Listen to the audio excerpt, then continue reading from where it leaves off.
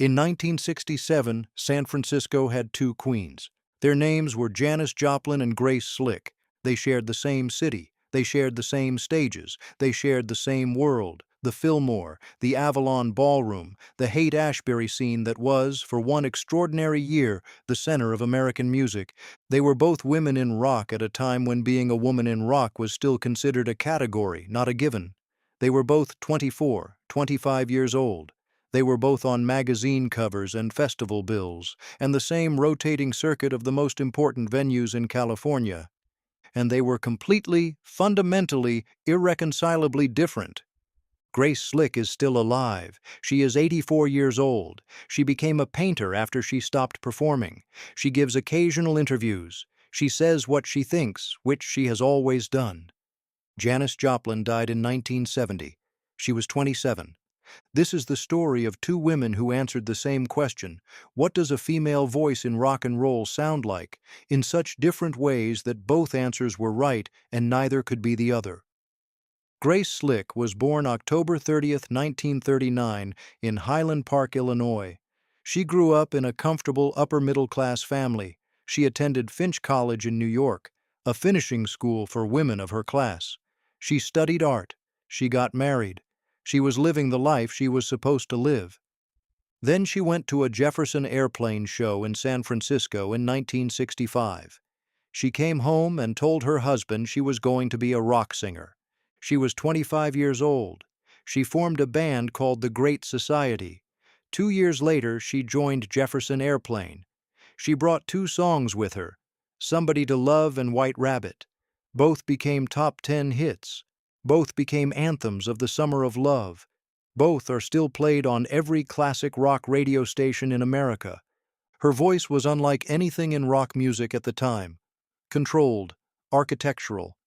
She built a note the way an engineer builds a bridge, knowing exactly where it started, exactly where it ended, exactly how much weight it needed to carry. She was never not in command of what she was doing. Not for a single note, not for a single performance, not for a single interview in her 50-year public life. She was also, by every account, formidably intelligent, formidably opinionated, and completely uninterested in being liked by anyone who didn't interest her first. Janis Joplin was born January 19, 1943, in Port Arthur, Texas. She grew up in a struggling middle-class family. She went to Lamar State College of Technology. She left. She went to San Francisco. She came back to Texas. She tried to be ordinary. She failed. She went back to San Francisco and joined Big Brother and the holding company in 1966. She brought no songs with her. She brought a voice that nobody had heard before, and a wound that nobody could see, and a need to give everything to every room she walked into, every night, every time, without reservation or calculation or any interest whatsoever in controlling the gap between who she was and what the audience saw. There was no gap. That was the point. They shared stages, not often and not by design, but they were in the same world, and the world was small. The Fillmore, the Avalon, the festivals. Jefferson Airplane and Big Brother and the holding company were both part of the same scene, the same circuit, the same extraordinary moment when San Francisco was inventing something new. Grace Slick watched Janis Joplin perform. She has talked about it over the years. Not effusively. Grace Slick does nothing effusively, but with the specific precision of someone who understood exactly what she was watching and found it both extraordinary and completely foreign to her own approach. She said in various interviews across the decades, Janis sang from the gut. Grace sang from the head. Neither of them was wrong. They were just answering different questions. What Grace saw when she watched Janis was someone who had found the one thing that no amount of technique could replicate: the complete surrender of the performer to the performance. Janis did not perform pain. She reported from inside it. She did not perform joy. She was inside it.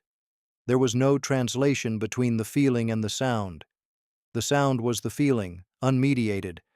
Grace Slick could not do that, would not do that. had built her entire identity on the controlled distance between the feeling and the sound, on the understanding that the performance was not the person, on the belief that the greatest singers were the ones who could give an audience the impression of rawness while maintaining complete internal command. She was also right. The differences between them were visible in everything. On stage, Janis wore feathers and beads and things that moved. Grace wore what fit the image she had constructed, which was often striking and always deliberate. Janis moved as if she had forgotten her body was a body. Grace moved as if she had choreographed every gesture. Off stage, Janis sought warmth. She bought drinks for strangers. She sat in the corner of bars alone on her birthday.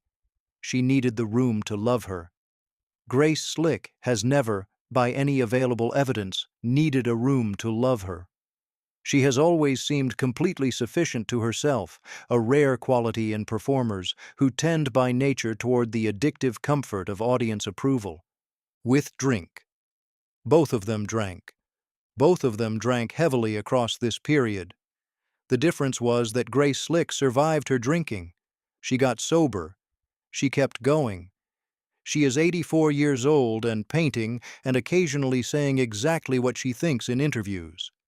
Janis Joplin did not survive hers. Grace Slick has been asked about this, about survival, about the specific calculus of who makes it and who doesn't, about why she is here and Janis is not. She has answered with the directness that characterizes everything she says. She has essentially said luck and stubbornness and the specific decision at some point to want to be alive more than she wanted to feel everything all the time. Janis Joplin, by everything she ever said and did and sang, could not make that decision. Not because she didn't want to be alive, but because feeling everything all the time was not a choice she was making. It was what she was. The voice and the feeling were the same thing. You could not separate them without stopping the voice. They were at Monterey at the same time. Jefferson Airplane performed on Saturday night, the night before Janis. Grace Slick at the microphone, controlled and powerful. 24 hours later, Janis Joplin at the same festival, the same general stage, and Mama Cass in the audience mouthing the word, wow. The same festival, the same weekend, the same city that had produced both of them. Two completely different answers. Grace Slick stopped performing in 1989. She said she was too old for it. Not physically, but conceptually.